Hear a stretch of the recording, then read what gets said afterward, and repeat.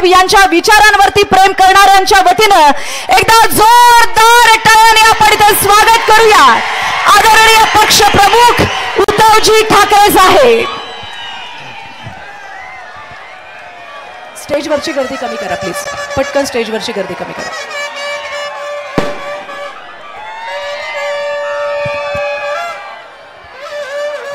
ठीक आहे.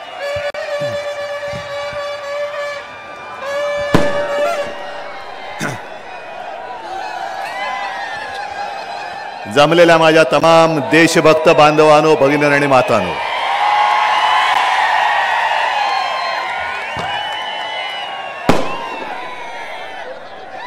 काय बोलू मी तुमच्या प्रेमाने भारावून गेलेलो आहे. पण एका गोष्टीचा मला अभिमान आहे, मी मराठी मातेचा आणि मराठी मातीचा आशीर्वाद घेऊन दिल्लीच्या हुकुमशाही विरुद्ध लढायला उभा राहिलेला आहे. आणि दिल्लीश्वरांना जे वाटतंय त्या उद्धव ठाकरे काय करू शकत नाही, तुम्हाला हा महाराष्ट्र माती खायला लावल्याशिवाय राहणार नाही, हे मी तमाम माझ्या या बांधवांच्या, भगिनींच्या आणि मातांच्या समोर सांगतोय. ओम राजे, आता ओम राजे, ओम दादा, त्याला मी हक्काने अरे तुरे म्हणतो. 7 तारखेनंतर मी तुला इथून पळवणार आहे. अरे कुठे, ऐका, 7 तारखेनंतर ओम दादाला पळवणार आहे आपल्या बाकीच्या मतदारसंघात प्रचार करायला. कारण नुसतं ओम दादा नाही, इथं भडकलेली मशाल आहे. आणि भडकलेली मशाल आणि तुम्ही सगळे जण दिल्लीचं हुकुमशहाचं तख्त जाळून टाकल्याशिवाय राहणार नाही, हा मला आता आत्मविश्वास आहे. आणि मी इथे आलोय तो ओम दादाच्या निष्ठेवरती, कैलासदाराच्या निष्ठेवरती, तमाम तुमच्या सगळ्यांच्या निष्ठेवरती आणि ओम दादा, कैलासदारा यांच्या कामाच्या जोरावरती मत मागायला मी आलेलो आहे, तुमचे आशीर्वाद घ्यायला आलेलो आहे. मी इथे जुगाड लावायला आलेलो नाहीये. काय तुमची मतं, तुमचे आयुष्य म्हणजे जुगाड, 400चा जुगाड लावलाय. मग हे सगळे लोक काय जुगारी आहेत? विषय सगळे तुम्हाला माहिती आहेत. आणि ही निवडणूक खरोखर ज्याला म्हणतात ना की जनतेने हातात घेतले, तशी तुम्ही सगळ्यांनी ही निवडणूक हातात घेतलेली आहे. आणि हे सगळं दृश्य बघितल्यानंतर, कारण इकडे सुद्धा आहेत निवडणूक आयोगाचे कॅमेरामॅन आहेत, ही चॅनल आहेत, अमित शहाचे गुप्तहेर इकडे तिकडे फिरत असतात. त्या गुप्तहेरांना सांगतो आमच्याकडे गुप्त काय नाही आहे, तो सगळा उघडा बाजार आहे, उघडा कारभार आहे, बाजार नाही कारभार. मोदीजी काल परवाकडे त्यांनी एक मुलाखत दिली, पाहिली तुम्ही? पाहिली का? नाही, मी नाही पाहिली. पण मला अनेक जणांनी मेसेज केले की मोदींना तुमचं प्रेम आलंय, हे कसं काय?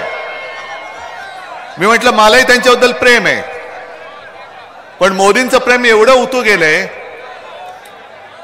त्यांनी सांगितलं की हा शिवसेना प्रमुखांचा मुलगा आहे, त्याच्याबद्दल मला प्रेम आहे, आस्था आहे. मी जेव्हा हॉस्पिटलमध्ये होतो तेव्हा ते माझी विचारपूस करायचे.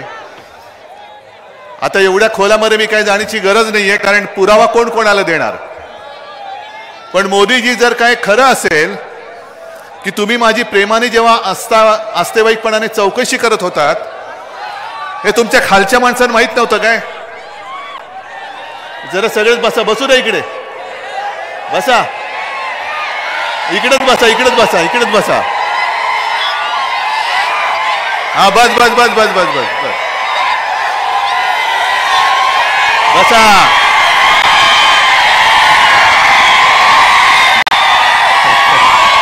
बसा ना आता. अरे बस बस बस. अरे बसा आता.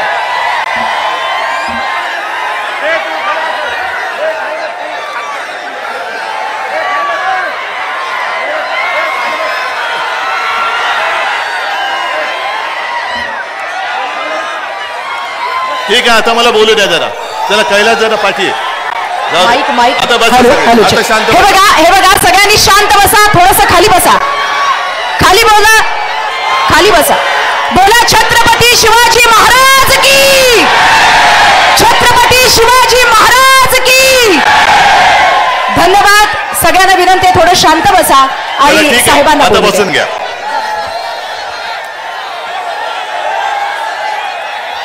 मी मोदीजींच्या माझ्यावरच्या प्रेमाबद्दल बोलत होतो. आता खाली बस. आता खाली बस. आता खाली बस. आता बस बस बस बस. आता बस. आता बस. आता शांत व्हा सगळे. तुम्ही शिवसैनिक आहात ना. आम्ही आता शांत बसायचं. जो ओरडेल तो शिवसैनिक नाही. जो शिवसैनिक असेल तो शांत बसेल. शिवसैनिक असेल तो शांत बसेल. शाबास. बसा. शाबास. तर मी मोदीजींना सांगतोय की तुम्ही एवढ्या प्रेमाने माझी चौकशी करत होतात. मी हॉस्पिटलमध्ये होतो. शिवसैनिक आहेस ना. शांत बसायचं. तुम्हाला कल्पना होती की माझं असं विचित्र ऑपरेशन झालं होतं की मी खांद्यापासून खालपर्यंत हलू शकत नव्हतो आणि तुम्ही माझी चौकशी करत होतात. पण ही चौकशी तुम्ही जे करत होतात ते तुमच्या खालच्या माणसांना माहित नव्हतं का. ते तुम्ही कोण म्हणालात मगाशी. उपमुख्यमंत्री. कारण एका बाजूला तुम्ही माझी चौकशी करताना हे तुमचे आत्ताचे झालेले पाव मुख्यमंत्री आहेत देवेंद्र फडणवीस आणि आमच्यातले गद्दार हे रात्री गाठीभेटी करत होते. याचं सरकार कसं पाडायचं. याचे हातपाय हालत नाहीत. याला आता खाली खेचला पाहिजे. म्हणून तुम्ही ही सगळी नालायक माणसं माझी शस्त्रक्रिया झाली असताना सरकार खाली खेचण्याचं कटकारस्थान करत होते. मोदीजी तुम्हाला माहित नाही तुमचे चेले चपाटे खाली काय करतात.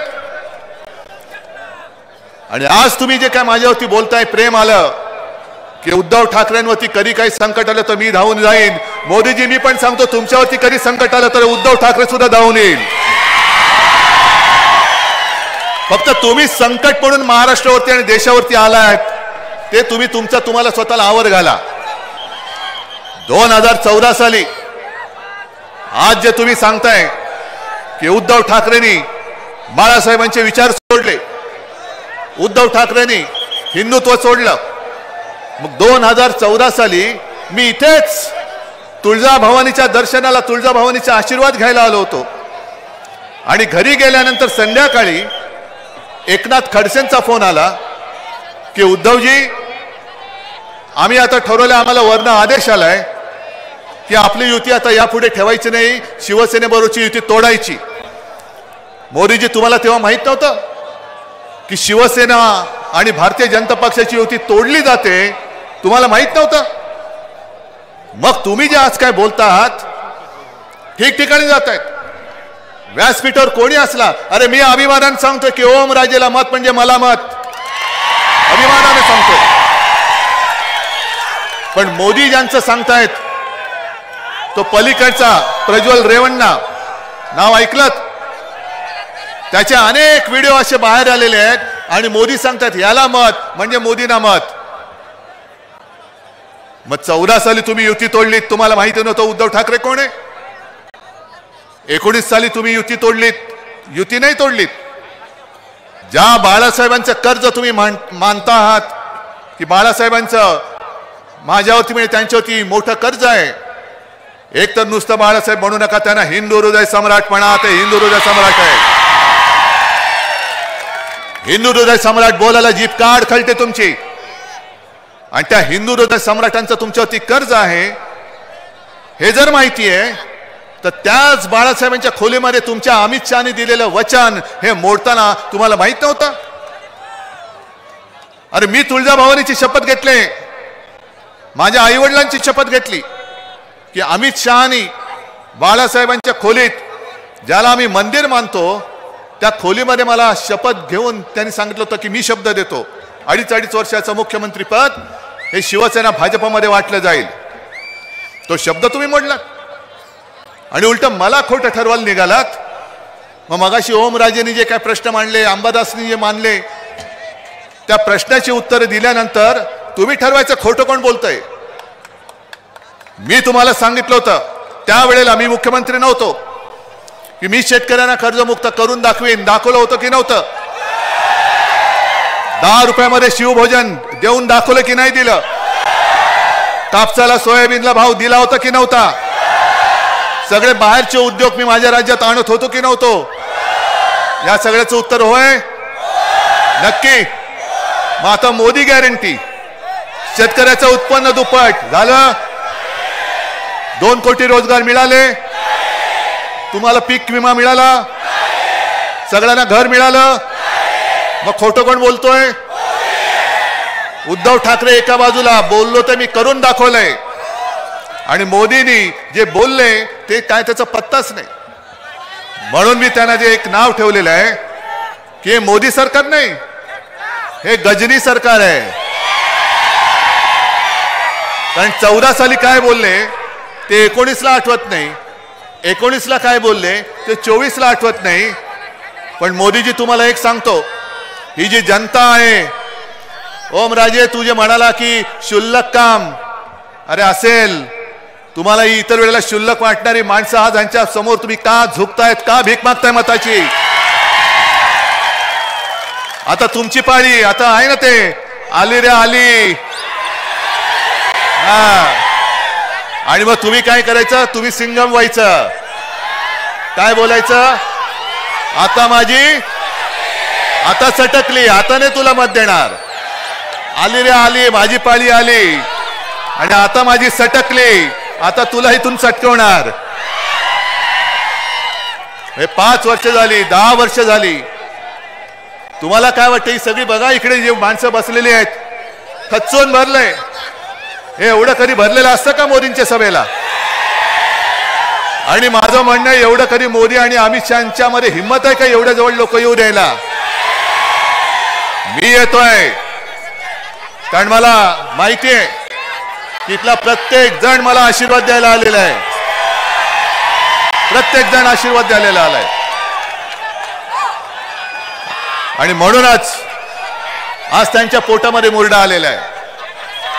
तुमच्याकडे 4 दिवसापूर्वी येऊन गेले, बोलले ना, आले होते ना, ठीक आहे. आपण सुद्धा म्हणतो जय श्रीराम, बजरंगबली की जय, बोलतो ना आपण. पण आपली दुसरी गोष्ट काय? जोरात, हा आपला प्राण आहे, हा आपला प्राण आहे.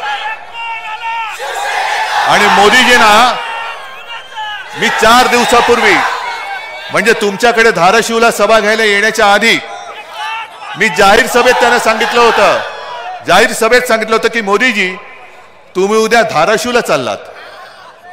तुमचे फोटो आम्ही पाहिले. समुद्राच्या तळाशी जाऊन द्वारकेमध्ये पूजा केली त्यांनी, समुद्राच्या तळाशी जाऊन बुडाला, म्हणजे उद्याची प्रॅक्टिस केली त्यांनी. बुडायचं तर कसं बुडायचं. पण धाराशिव मध्ये आला जातात तुम्ही तर माझ्या तुळजाभवानीचं दर्शन घ्यायला जा. गेले होते. मग त्यांना मी आणखीन एक गोष्ट सांगितलेली की मोदीजी तुम्ही धाराशिव मध्ये जातात, तुमचं जो कोणी भाषण लिहून देणार आहे त्याला सांगा की मला आई तुळजाभवानी बद्दल जरा 2 शब्द लिहून दे, म्हणजे वाचून मी बोलू शकेन. बोलले. आणि त्यांना हे मी सांगितलं होतं की जर तुम्ही बोललात तर तुमचा घरगडी जो निवडणूक आयोग आहे त्याला सांगा शिवसेनेच्या मशाल गीतातलं जय भवानी जय शिवाजीला तो आक्षेप घेतलायस,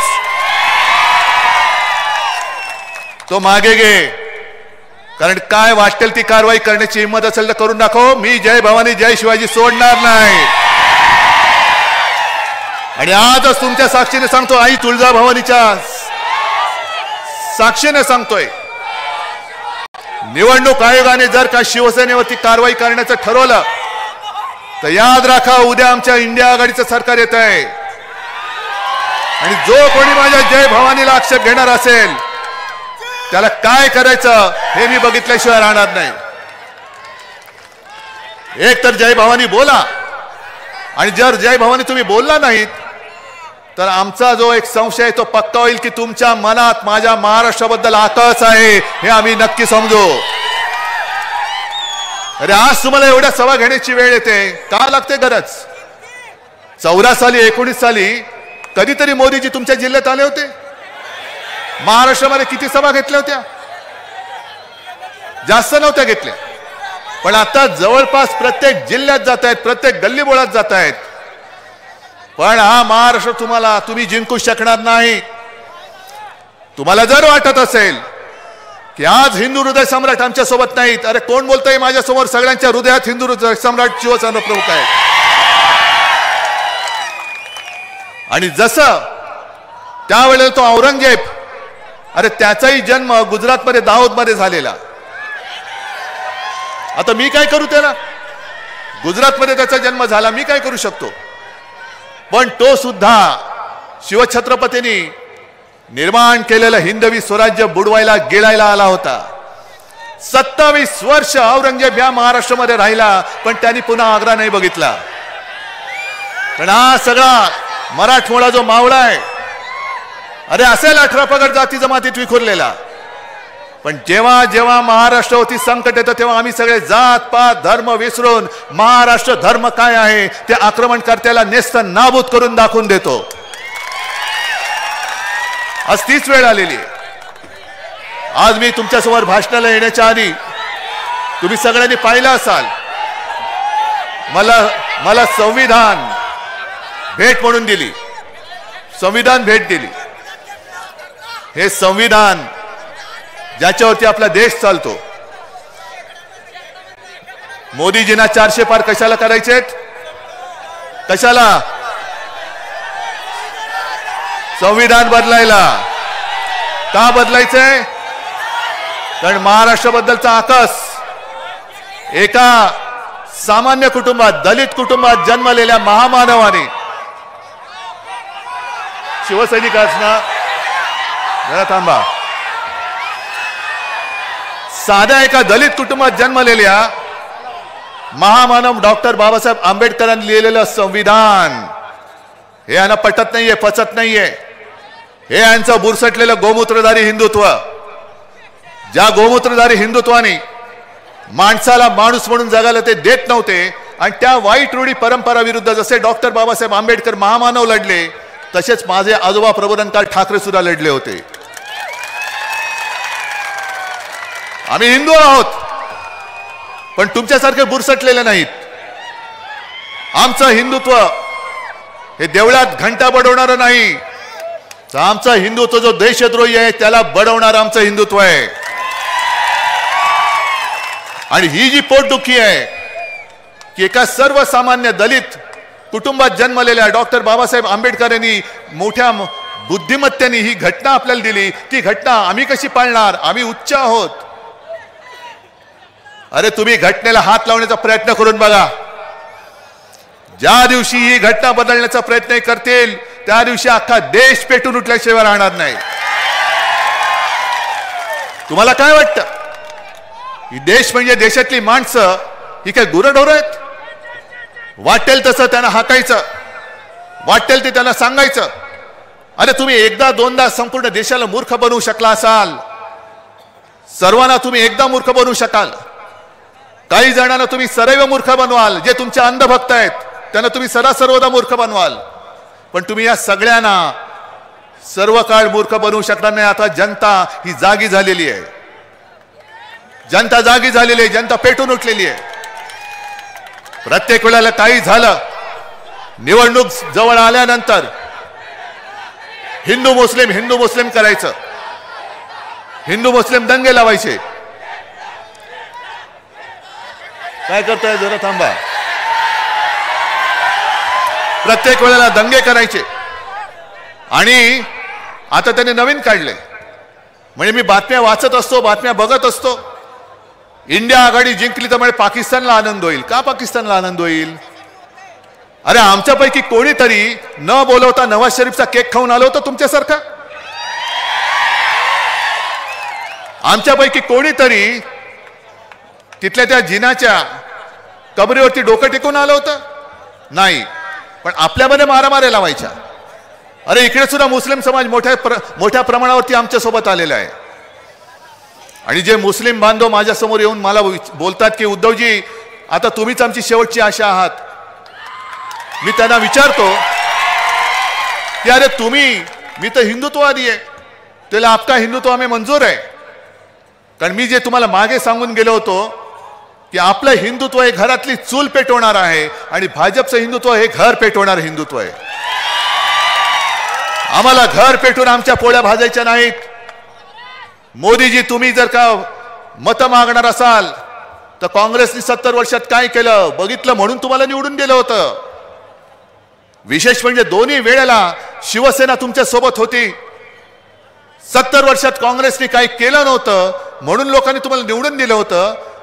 आता लोक म्हणतात काँग्रेस बरी काहीतरी केलं होतं आणि जे केलं होतं ते तुम्ही विकून टाकलं. पण एक गोष्ट नक्की की आता तुमचे जे काय तुमच्या मनातले प्रश्न आहेत की तुमचं उत्पन्न दुप्पट नाही झालेलं, तुमच्या मुलाला नोकरी नाही, सगळे जे काही विल्हेवाट लावलेली ती सगळी आहे. खात्यामध्ये 15 लाख आले, पण भाजपच्या खात्यात किती आले? 10,000 कोटी. मग आजचे दिन कोणाचे आले? आणि तुमच्या माहितीसाठी सांगतो की जर कोर्टाने यांचं टाळकं सणकवलं नसतं, यांचं भांड फोडलं नसतं तर आणखीन 10,000 कोटी रुपयांचे रोखे छापून तयार होते. त्यांची ऑर्डर त्यांनी दिली होती. मग आता मला सांगा, इथले व्यासपीठावरती काँग्रेसची लोक पण आहेत. काँग्रेसच्या खात्यामध्ये किती आहेत पैसे? काही शेकडा कोटी असतील, ते सुद्धा यांनी फ्रीज करून टाकले होते. आणि भाजपच्या खात्यात किती? 10,000 कोटी. म्हणजेच काँग्रेसनी 70 वर्षात काही नाही केलं ते यांनी 2.5 वर्षात केलं होतं की नव्हतं? बरोबर ना? मग देशाला कोणी लुटलं? भाजप. आणि आता तुम्ही जे बोललात ना, मी काल काय झालं, मी सिंधुदुर्गात गेलो होतो. सिंधुदुर्गामध्ये सुद्धा एक तर पंचायत अशी झालेली आहे की मोदीजी जे बोलले की हे काँग्रेसवाले, इंडिया आघाडीवाले तुमची सगळ्यांची संपत्ती ही लुटतील आणि ज्याला मुलं जास्त आहेत त्याला ते देतील. काय भाषा? म्हटलं हो मोदीजी, तुम्हाला राजकारणात पोर होत नाही त्याला आम्ही काय करू? आमचा दोष आहे? आमची मुलं तुम्हाला कडेवर घेऊन फिरवावी लागतात, ह्याला मत द्या, ह्याला मत द्या, ह्याला. अरे तुमचं पोर कुठे आहे? तुमच्या राजकारणात तुम्हाला मुलंच नाहीत. सगळे गद्दार आणि टार्गेट पोरं सगळी जमवलेली आहेत. सिंधुदुर्गात गेलो होतो, तिथले आपले गद्दार माहिती आहेत तुम्हाला. त्यांनी मला धमकी दिली होती, कोकणात येऊनच दाखव, यांच्या विरुद्ध बोललं तर परत जाऊन दाखव.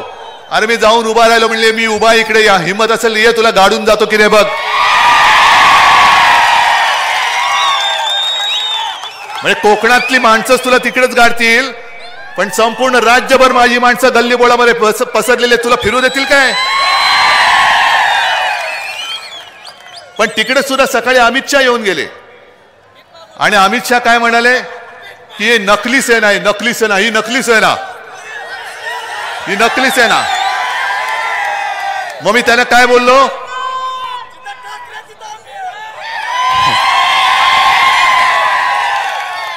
मी काल जे बोललो ते पुन्हा सांगतो, कारण काल ऐकलं नसेल, त्यांचे गुप्तहेर आले नसतील, तर आज परत बोलतो. जे माझ्या या शिवसेनेला नकली म्हणतात ते बेअक्ली आहेत, बेअक्ली आहेत. अरे तुम्ही सगळी भेकड माणसं, ही अशी तुमच्याकडे संपत्ती आहे? हे आहेत माझे निवडणूक रोखे, हे माझं वैभव आहे, ही माझी संपत्ती आहे. आणि आपल्याला सरकार का आणायचंय की आपण नुसतं रडगाणं नाही गायचं. कांदा निर्यात बंदी कधी उठणार? अरे पहिले सरकार उठाव, पहिलं ते केंद्रातलं सरकार उठवा. कांद्याची निर्यात बंदी आम्ही उठवून देतो तुम्हाला.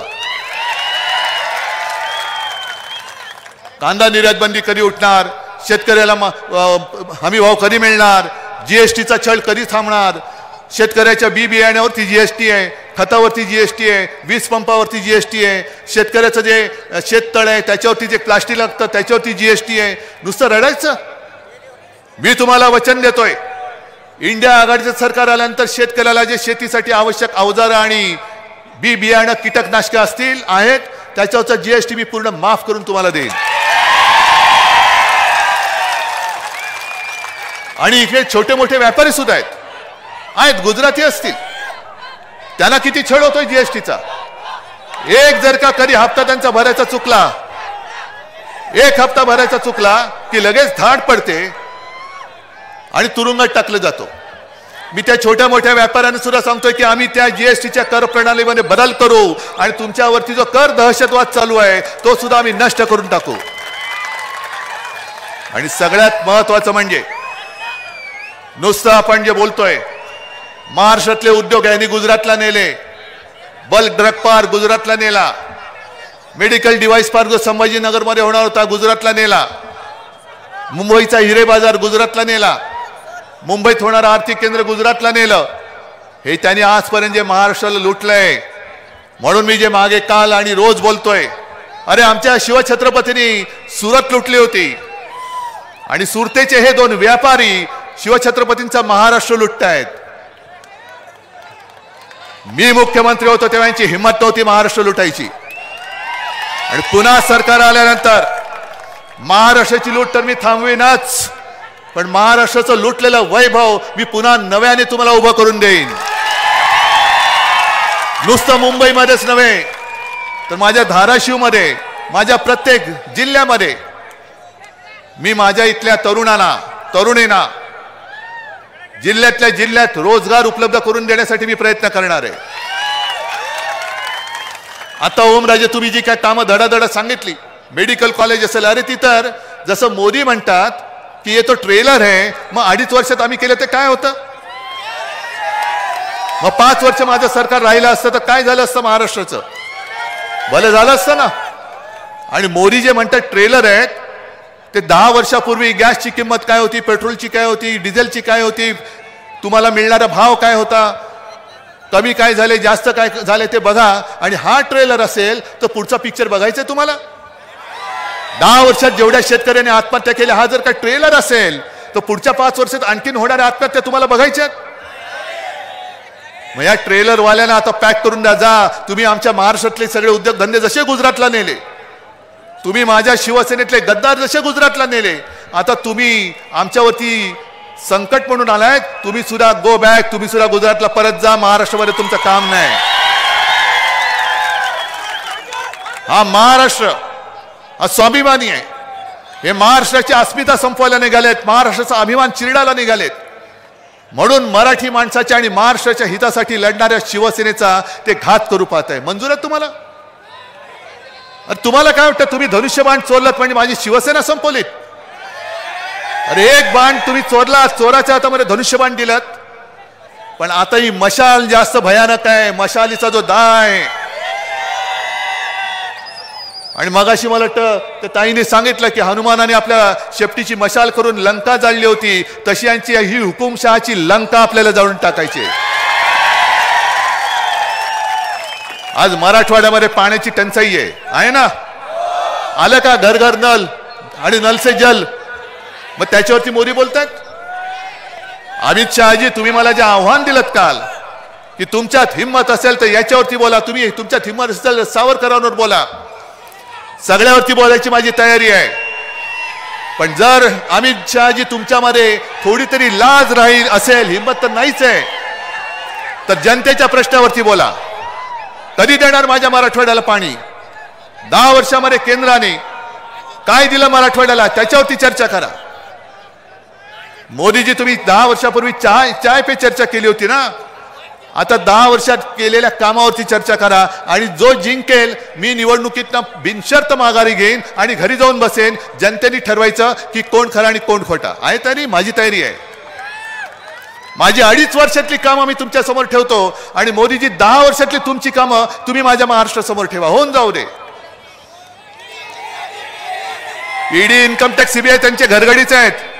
पण काळजी करू नका, 4 जून नंतर ते सगळे घरगडी आपल्याकडे येणार आहेत.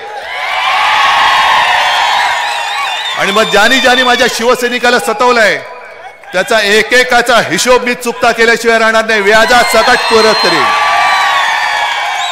व्याजासकट परत करीन. आज जे शेतकरी आलेत, शेतकरी किती आहेत? सगळेच शेतकरी आहेत. जरा नाही थांबा, सगळ्यांनी हात वर करा आणि जरा आजूबाजूला बघा, सगळ्यांनी मान फिरून बघा. तुम्ही एकटे असताना दोन हात तुमच्या सोबत आहेत, पण एवढे एकत्र आल्यानंतर किती हात झालेत बघा. अरे एवढे हात हे सरकार उलथून टाकू शकत नाही. हे ईडी, इन्कम टॅक्स, सीबीआय घेऊन येतात म्हणून मी यांना भेकड म्हणतो. अरे मी माझ्या लोकांसोबत तुमच्या समोर येतो. आणि माझं आज सुद्धा आव्हान आहे की तुम्ही माझ्या शिवसेनेला ज्या पद्धतीने फोडण्याचा प्रयत्न केलात, माझं धनुष्यबाण चोरलं, तो लवाद तुमचा घरगडी दुसरा, नोकर तो निवडणूक आयोगात तुमचा पहिला घरगडी. मग ही सगळी यंत्रणा वापरून तुम्ही दरोडे घालतात. जर तुमच्यामध्ये परत एकदा सांगतो, लाज लज्जा शरम असेल तर मी या जनतेत येऊन उभा राहतो आणि लवादाला म्हणा तू येऊन उभा राहा आणि मग लोकांना सांग शिवसेना फोडायची. मग बघूया लोक कोणाचं कानपट फोडतायत.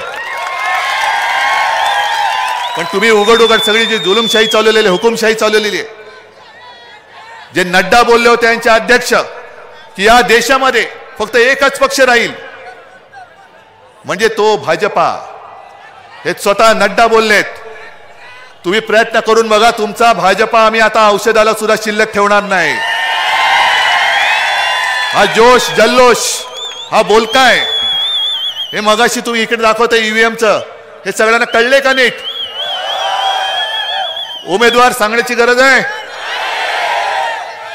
निशाणी सांगण्याची गरज आहे, पण ही निशाणी घरोघरी पोचले.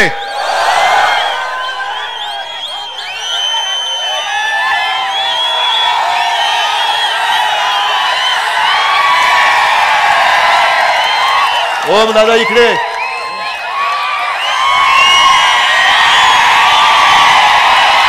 नाही माझं ऐका,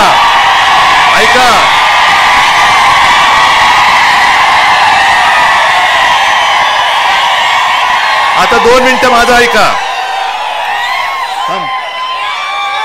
नुसता जल्लोष नकोय, मला वचन पाहिजे. ही जागा किती मताधिक्याने जिंकून देणार? अजून समोरच्याचं डिपॉझिट जप्त करून तुम्ही मला ओमदादाला जिंकून देणार? मग त्याच्या हातात मशाल देऊ? तुम्ही हातात मशाल घेतले, ही मशाल हुकुमशाहीला जाळेल. मग एकदा जोरात नारा द्या, जय भवानी, जय भवानी. चला, जय हिंद, जय महाराष्ट्र. शिवसेनेचे पक्ष प्रमुख